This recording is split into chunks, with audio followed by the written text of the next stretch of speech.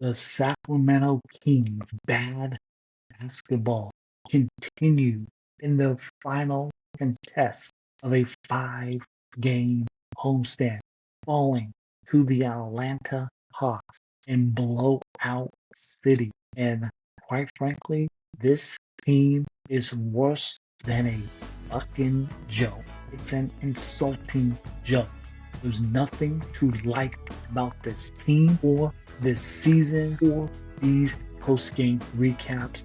Let's recap this abomination of a basketball game right now. Let's go.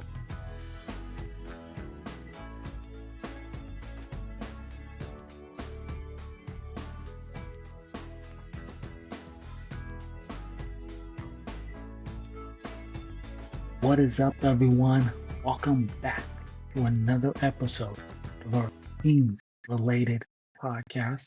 And wherever you may be in this post-game recap of the Sacramento Kings game against the Atlanta Hawks. It wasn't much of a game, but we'll get more on that here in a few moments. But first, if you're watching on YouTube, please hit that thumbs up button, smash that subscribe button, and leave a comment down below. We are also available on all audio platforms, so please hit that follow button and rate 5 stars. That will be much appreciated. This Sacramento Kings team is worse than a fucking joke. It's an insulting joke. You simply cannot preach defense, toughness, and professionalism and then perform like you did tonight against a Atlanta Hawks team without Trae Young and perform like that without being offensive. This is a fucking joke. The Sacramento Kings margin of defeat during this 4-game losing streak has been minus 33, which is tonight, minus 14, minus 27, and minus 31. The Sacramento Kings are now 3-9 on this season, tied for 14th in the Western Conference. It is absolutely incredible where this team has gone since 2023. After that playoff run, that 7-game series, this all could have been avoided by just adding a few role players with length who can shoot in 2023. But here we are now. The Sacramento Kings are an absolute pathetic joke. They trailed by 3 points after the first quarter. Sabonis and Schroeder, they led the way for Sacramento with 8 points. Keon Ellis had 6 points. You had a great effort again by the second unit after that first quarter, after the Kings fell behind early by 15 points. That was after the first quarter. And speaking of Dennis Schroeder, over the past 3 games, 4 entering tonight, Dennis Schroeder in that first quarter, 8 points, 3 of 4 from the field in 9 minutes. He also had 2 assists in that first quarter. Also took a charge, a really solid start after a kind of a cold spell that he kind of was in the past 3 games. And then things absolutely fell apart in that second quarter, and the Kings trailed at halftime by 20 points at halftime. Again, a Hawks team with no Trae Young. It was 66-46. Keon Ellis led the way at halftime with 9 points, 8 points for both Sabonis and Schroeder, and the Kings had 12 turnovers, leading to 14 points for the Atlanta Hawks. And the Kings were outscored 20-12 in that second quarter. Absolutely pathetic. performance in that first half, and it didn't get any better. The Sacramento Kings, during that first half, they shot 39% from the field, under under 30% from three. They had 11 assists and 12 turnovers, and they were down 20 at halftime. Just pathetic. And the fact that there have been much worse teams than this current Kings team, but there hasn't been many more sad and pathetic teams in recent memory. Like at a point in that third quarter, there was a rotation of Daquan Plowden, Devin Carter, Nick Clifford, Keon Ellis, and Maxime Reynaud on the court with 8 minutes to go in that third quarter.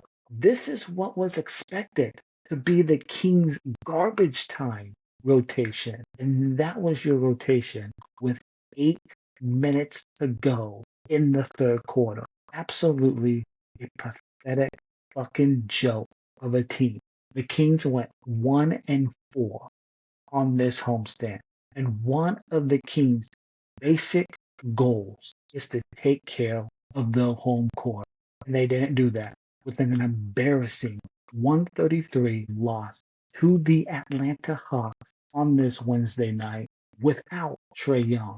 And the Kings dropped their fourth straight game to finish this homestand 1-4. And they are now 3-9 on the season. And they're going out on a 5-game road trip, which will take them to Minnesota, Oklahoma City. You got Memphis, San Antonio, and you got the Denver Nuggets. That's a 5-game road trip coming up for this Kings team.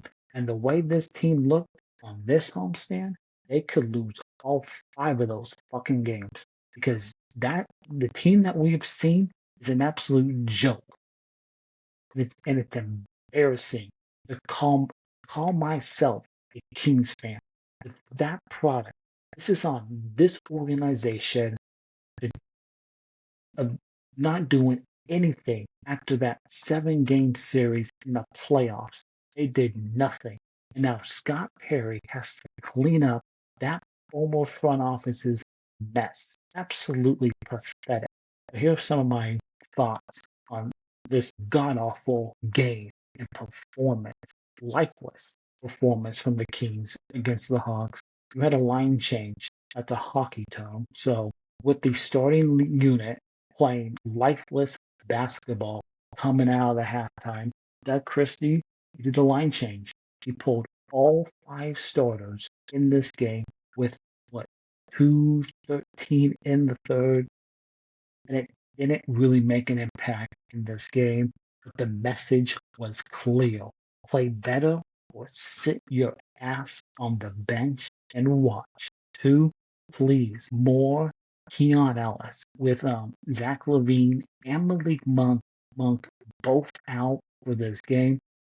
Keon Ellis got extended minutes, and he was active defensively, and he moved the ball in the half-court offense for Doug Christie. And Ellis, 6 of 11 from 3, one guy who shot well from 3. Because as a team tonight, shot poorly from 3. But Keon was one of the only guys who shot the ball well from 3. And he finished with 20 points and 2 steals on the night. Beto, I thought it couldn't have gone any worse for Dennis Schroeder. I thought he played well to start the game, but the wheels fell off for the starters. Dennis, who came into tonight shooting 1 for 19 over his previous 3 games, and the veteran, he hit his early shots very early. He only finished with 9 points as he was part of that line change in the third quarter, and he shot 3 of 8 from the field to go with 3 rebounds and 4 assists on the night. And with Zach and Malik out, DeMar DeRozan was a missing in action for tonight's game. This was a stinker, if I'll put it nicely, for DeRozan. This wasn't a great game for him. So with a major need scoring in this game, DeRozan shot just 1 of 6 from the field on his way to just 4 points in total tonight for the veteran small forward, and the Sacramento Kings couldn't afford this kind of an off night from one of the top scorers on this team. And if you look at the box score, and if you're somebody who looks at the plus minus isn't a great stat, but sometimes it matches what you see on the court. And Domantas Sabonis posted 12 points, 5 rebounds, and 2 assists in his 26 minutes of action. He also turned the ball over 4 times. Not great. And he ran a team worst, a minus 38. Sabonis was not great tonight, and he's not healthy. He's got the rib injuries. I have no idea why he played on the second night of a back-to-back, because he does not look right. And you need Sabonis to be right if you have any chance, if you want to dig yourself out of this hole. But this season is pretty much over. Now, the future of the Sacramento Kings, and that future is Nick Clifford. And he needs minutes right now, and Nick Clifford is developing and will make some mistakes, as all rookies do in the NBA. With the Kings now sitting at 3-9, it might be time, which will be the next game's Friday in Minnesota, so it might be time to adjust this team's thinking starting Friday night. And tonight, Nick Clifford, solid game, 9 points, 4 rebounds, and 4 assists in this somewhat blowout of a game. So if you don't want to take too much, because this really wasn't a great game. And this is an Atlanta Hawks team that did not have Trae Young, but they also have some good young players. You got Dyson Daniels, you got Jalen Johnson, a young player for them. But this is a Hawks team. Like, the way you play tonight, it's unacceptable. The way you play tonight, and Doug Christie said so in his post-game press conference, and I quote, "A shameful complete level. That's it." And this is Doug Christie speaking. "We are going to find people who want to compete, period."